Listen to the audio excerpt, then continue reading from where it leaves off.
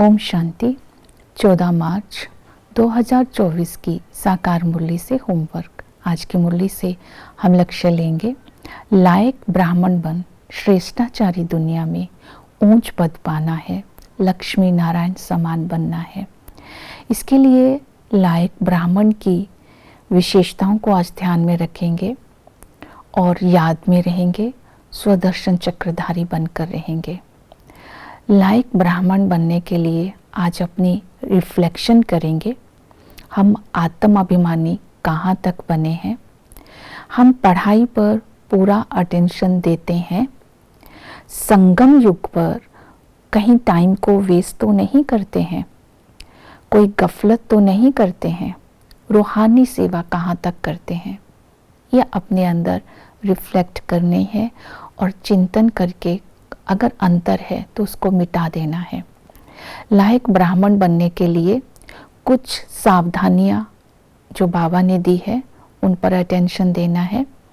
मन मत पर नहीं चलना है, परमत पर नहीं चलना है, मतभेद में नहीं आना है, देह अभिमान में आकर अपनी तकदीर को लकीर नहीं लगानी है, गफलत नहीं करना है, उल्टी बातों में आकर के पढ़ाई को छोड़ना नहीं है, आंखों की संभाल करनी है, आसक्तिवश कुछ भी उठाकर खाना नहीं है, भूतों को अंदर से निकाल देना है।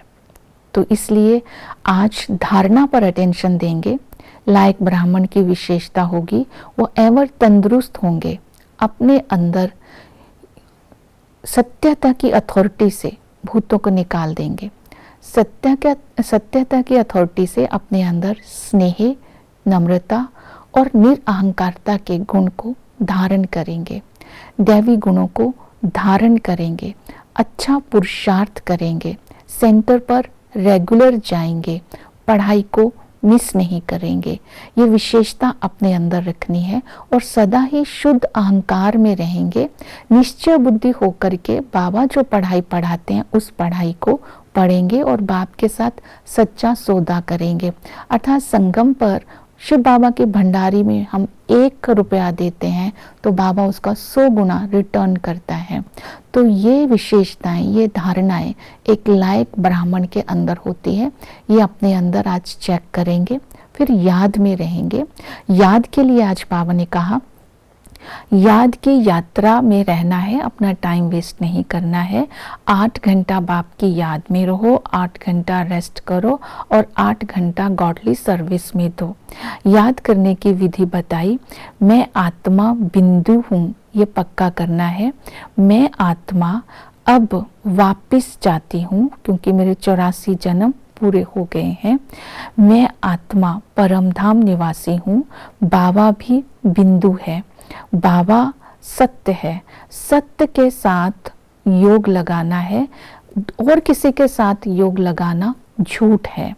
तो जब हम बिंदु बनकर बिंदु बाप को याद करेंगे तो दैवी गुण धारण होते जाएंगे, आत्मा के अंदर से भूत निकलते जाएंगे।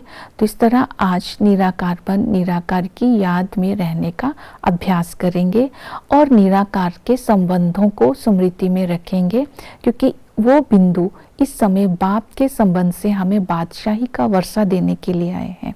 वही बिंदु टीचर बन करके हमें राजयोग सिखलाते हैं।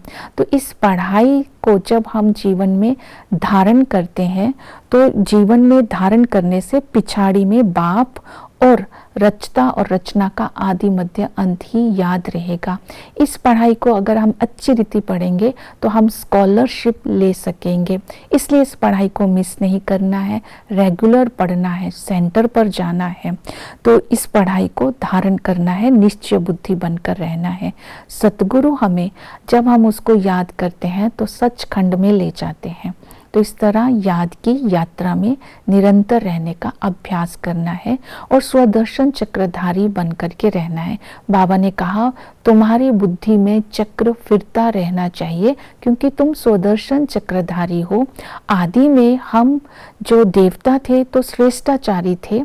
उस समय जो आदि सनातन देवी देवता धर्म था, एक धर्म, एक भाषा, एक राज्य था, सत्यता की अथॉरिटी वाले देवी देवता थे। वहाँ किसी प्रकार का विकार नहीं था। मध्य में अहंकार आ जाता है, रावण का राज्य हो जाता है, अल्पकाल की अथॉरिटी रह जाती है और अंत में संगम पर बाबा आकर के हम ब्राह्मणों को सत्यता की अथॉरिटी के आधार पर निरअहंकारी बनाते हैं। हमारे अंदर स्नेह का गुण और सत्यता का गुण धारण होता है। हम ब्राह्मणों को लायक बनाते हैं। हम ब्राह्मण लायक बन करके ज्ञान धन को धारण करके स्व का भी कल्याण करते हैं और ज्ञान धन का दान करके और आत्माओं का भी कल्याण करते हैं। अर्थात हम ब्राह्मण से देवता बनने का पुरुषार्थ करते हैं। ओम शांति।